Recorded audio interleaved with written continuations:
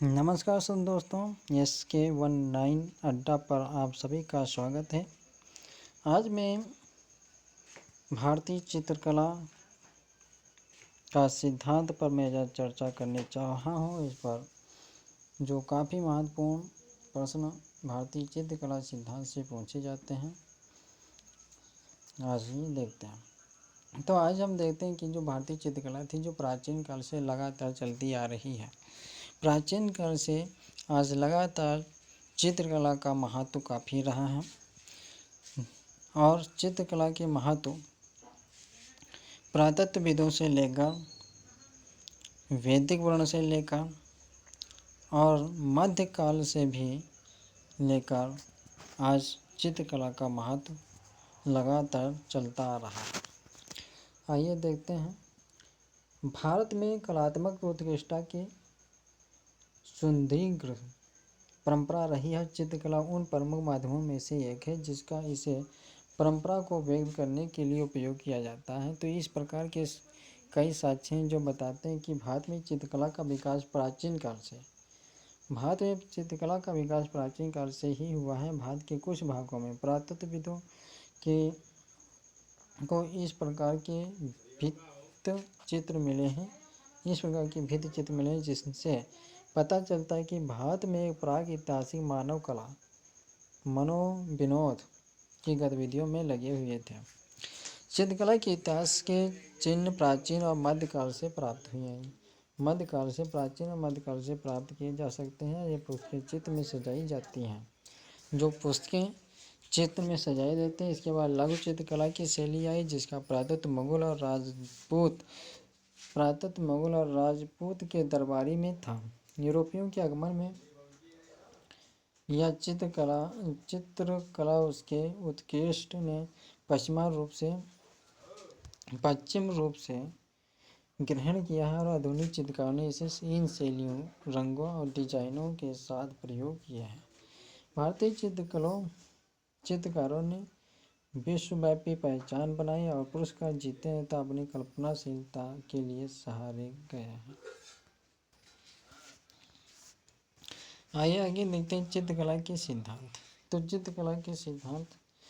चित्रकला का इतिहास भीमबेटका, मिर्जापुर और पंचमढ़ी के प्राचीन शैल चित्रों से मिलता है, से जाना जाता है। तो चित्रकला का इतिहास जो है चित्रकला का इतिहास भीमबेटका, मिर्जापुर से हमें देखने को मिलता है। मिर्जापुर और पंचमढ़ी में प्राचीन काल से शैल चित्र पाए गए हैं। ठीक है, भीमबेटका और चित्रकला का प्राचीन शैल पाए गए हैं। यहाँ से जाना जाता है कि इसके बाद सिंधु घाटी सभ्यता में चित्रकला का चित्रित मर्दभांडी की बारी आती है। सिंधु घाटी सभ्यता में चित्रित मर्दभांडी की बारी आती है, लेकिन वास्तविक चित्रकला का आरंभ गुप्त काल से ही होता है। जो वास्तविक चित्रकला का जो आरंभ हुआ था, जो गुप्त काल में हुआ था, जो चंद्रगुप्त मौर्य जो थे, इन्होंने कुषाण काल में अनेक प्रकार की मूर्तियों को निर्माण इन्होंने करवाया था, जो बौद्ध से संबंधित थी। बौद्ध की बहुत ही सुंदर सी मूर्तियाँ और यहाँ पर अनेक प्रकार की मठ और विहार बनाए गए थे, जो कुषाण काल में परिचित हैं। कुषाण काल से ही पाया जाता है कि जो मूर्तियाँ हिंदू मूर्तियाँ, बौद्ध धर्म, सबसे पहले बौद्ध धर्म की मूर्तियों का निर्माण किया गया था, जो चित्रों के रूप में दर्शाया जाता है। दूसरा है, उसके बाद में जब वैदिक काल में आए तो वैदिक काल में जो चित्र बने हुए थे, वो चित्रों की नकल करके उस वैदिक काल में जो वैदिक काल के आधार पर जो देवी देवताओं की मूर्तियों को तैयार किया गया है। तो इस प्रकार से अधिकतर जो वास्तविक काल रहा है, जो हमारे गुप्त काल से संबंधित है, और गुप्त काल में चंद्रगुप्त मौर्य और अशोक सम्राट काफ़ी महत्वपूर्ण हैं। इन्होंने अनेक प्रकार की मठ और विहार तथा कुषाण काल में इन्होंने गुप्त वंश से संबंधित बौद्धों की मूर्तियाँ और जैन की मूर्तियों से निर्माण किया गया था। तो तीसरी शताब्दी के दौरान वात्स्यायन ने अपनी पुस्तक कामसूत्र में चित्रकला के 6 मुख्य सिद्धांत आगा है और षड्यंत्र के उल्लेख किया है, जो इस प्रकार है। जिस प्रकार से है रूप का भेद करने वाले, जो रूप को भेद करने वाले होते हैं, उसे रूप भेद कहते हैं। विषय की सदिशता का चित्रण, जो विषय है विषय सदिशता का चित्रण। तो विषय का विधान, क्या है, विषय की विधान क्या है, क्या यहाँ पर विषय की सादृश्यता का चित्र, विषय का विधान क्या है, आप क्या सोचते हैं और क्या नहीं सोचते हैं, इस पर इन्होंने लिखा। रंगों के साथ चमक और प्रकाश का निर्माण। तो इन्होंने कहा कि रंगों के साथ चमक और प्रकाश का निर्माण जो भाव है, तो ऐसा किसका, रंगों के चमक और प्रकाश का निर्माण होने से उसे कैसा भाव प्राप्त होता है, तो कितना सुंदर लगता है, कैसा वो दिखाई देता है, इस पर इन्होंने कहा है। तीसरा, मॉडलिंग के प्रभाव से सभ्यता के लिए रंगों का मिश्रण वर्णिका भंग।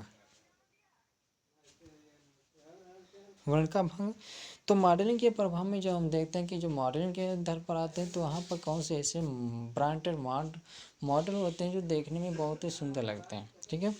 वो सुंदरों की वजह से हमारी जो मॉडलिंग है, ये हमारी क्या है, कला शैली है। कला के आधार पर ही हम सब जैसे मान लेते हैं कि जब मॉडल होते हैं, तो वहाँ पर क्या होती है, बहुत ही सुंदर सा प्रतीत होता है, जो सुंदरता का रूप प्रतीत होता है, ये हमारी क्या है, कला शैली पाई जाती है।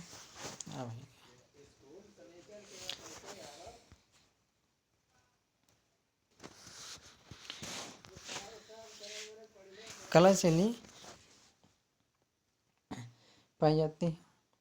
तो यहाँ पर वस्तु या विषय का अनुपात प्रमाण। तो वस्तु या विषय का अनुपात प्रमाण है। जो वस्तु विषय का अनुपात, उसका किस प्रकार से अनुपात है, उसको अनुपात किस प्रकार से निकालते हैं, इस प्रकार से इसमें उसका क्या प्रमाण निकल कर आता है, उसके क्या कारण होते हैं, उस कारणों को जानकर जो उसका परिणाम निकल कर आता है, रिजल्ट निकल कर आता है, तो उसे देखा जाता है। भावनाओं की तल्लीनता लवणयोजनम। भावनाओं की तल्लीनता जो होती है लवणयोजनम होती है। भावनाओं की तल्लीनता, तो यहाँ पर भावनाएं कैसी होती है, भावनाओं की तल्लीनता क्या होती है, जो लवणयोजनम में पाई जाती हैं। ये हमारी क्या है, सारी संस्कृति है, जो कला है, संस्कृत एक कला है, और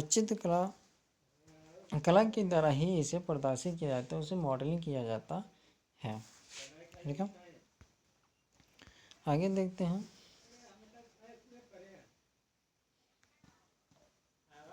आगे इसमें दिखाया गया कि ब्राह्मण और बौद्ध साहित्य में चित्रकला के लिए कई संदर्भ हैं। तो यहाँ पर देखा है कि जो बौद्ध साहित्य है, मैंने बताया था कि बौद्ध साहित्य से चित्रकला से काफ़ी संबंध रहा है, क्योंकि सबसे पहले गुप्त काल में चंद्रगुप्त मौर्य और अशोक सम्राट ने जो भीमबेटका बनाई है, अशोक प्रकार के धम्म चक्र बनवाए थे।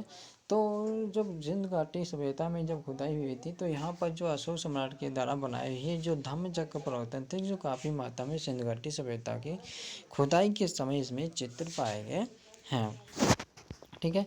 जो मूर्तियाँ पाई गई हैं, ये असली मूर्तियाँ जो हैं बौद्ध की मूर्तियाँ थी, और ये बौद्ध की मूर्तियाँ सबसे पहले ही इन कुषाण काल के द्वारा, चंद्रगुप्त मौर्य के द्वारा, गुप्त काल के द्वारा बनाई गई थी, और उस गुप्त काल के मूर्तियाँ प्राप्त होती, उसी को नकल करके जो हिंदू धर्म की मूर्तियाँ भी तैयार की गई हैं। किसकी, हिंदू धर्म की मूर्तियाँ तैयार की गई हैं वस्त्रों पर निरूपण, और उसी प्रकार से एक लघु उद्योग, जो लघु उद्योग होते हैं, छोटे छोटे उद्योग धंधे होते हैं, उन्होंने अपनी लिपि के आधार पर अपने जो वस्त्र होते हैं, वस्त्रों पर भी एक छाप छापने लगते हैं, मूर्तियों की छाप छापने लगते हैं।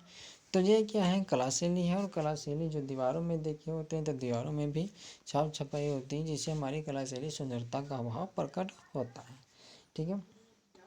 तो यहाँ पर लिपि चित्र, लेखन, चित्रकला का भी संदर्भ मिलता है, और इसमें आरेखन और रेखा चित्र होते हैं, जो धूलि चित्र, पटचित्र आदि अन्य प्रकार के थे।